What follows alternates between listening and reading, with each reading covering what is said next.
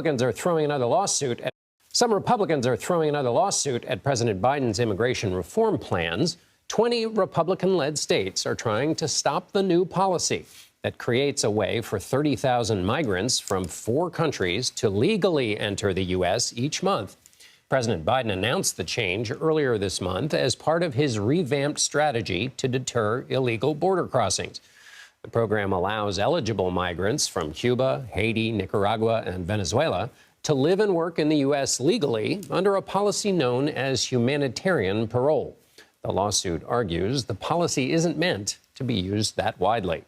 CBS News immigration reporter Camilo Montoya Galvez joins me now. Camilo, I want to use this lawsuit as a way to bank shot to a question about the chances for bipartisanship. We now have a split Congress, and there are senators of both parties working through to find common ground on border security and immigration policy. But as we see with this set of lawsuits, even something that was considered a kind of middle-of-the-road policy is being challenged. So does that give us some indication of the atmosphere for anything that might come out of any kind of bipartisan conversation? Good evening, John. That is a critical question regarding this debate and the possibility of Congress updating the outdated U.S. immigration system. And that's because the lawsuit that you referenced is really a symptom of the broader problem at play here, and that is that Congress has not made any significant updates and changes to the U.S. immigration system since the 1990s, and because of that, Republican and Democratic administrations have taken unilateral action and have adopted unilateral policies on this issue in the meantime. And now we find ourselves in a situation where all of these executive actions are challenged in federal court, or at least most of them. During the Trump administration, most of President Trump's policies on immigration were challenged by Democratic-led states and groups like the American Civil Liberties Union. And now we're finding ourselves in a situation where most of President Biden's major immigration and border policy changes are challenged by Texas and other Republican-led states, often successfully. The Texas and other states have really successfully derailed the president's immigration agenda in many ways. The Supreme Court, as you know, has required the Biden administration to continue this policy known as Title 42 to expel migrants to Mexico on public health grounds. And so, we saw in the last Congress, John, that a round of negotiations between Senators Sinema of Arizona and Tillis of North Carolina collapsed because lawmakers could not reach an agreement that would exchange the legalization of certain undocumented immigrants, such as dreamers who arrived here as children, with certain border security measures. And that really has been the case now for more than 2 decades. So again, I think we will continue to see unilateral action on this issue, John. And we saw that 3 weeks ago with President Biden announcing that he was going to essentially pair increased expulsions of migrants who enter the country illegally with expanded legal opportunities for others to come to the U.S. because Congress had not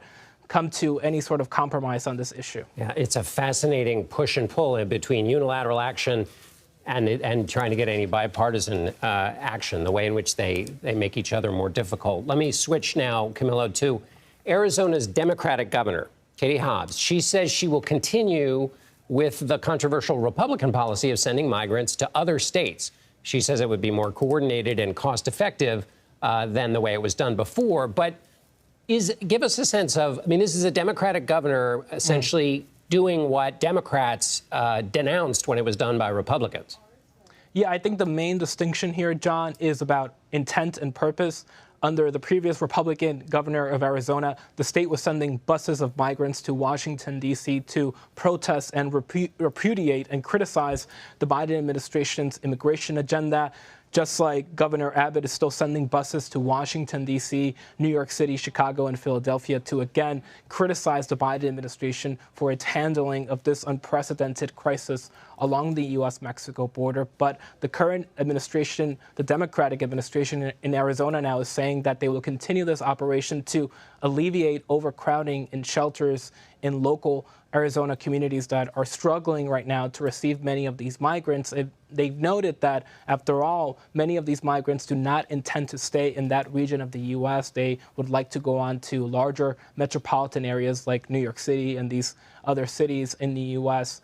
To live there with family or friends, or because they know they have more support there. And so this, in many ways, is beneficial to migrants. But, the new administration is stressing that they will make sure that this program is voluntary.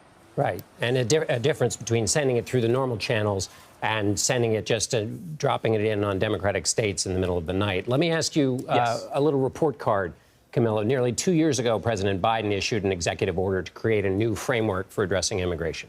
He promised that part of that would be expanding asylum eligibility. That hasn't happened. Why has that not happened?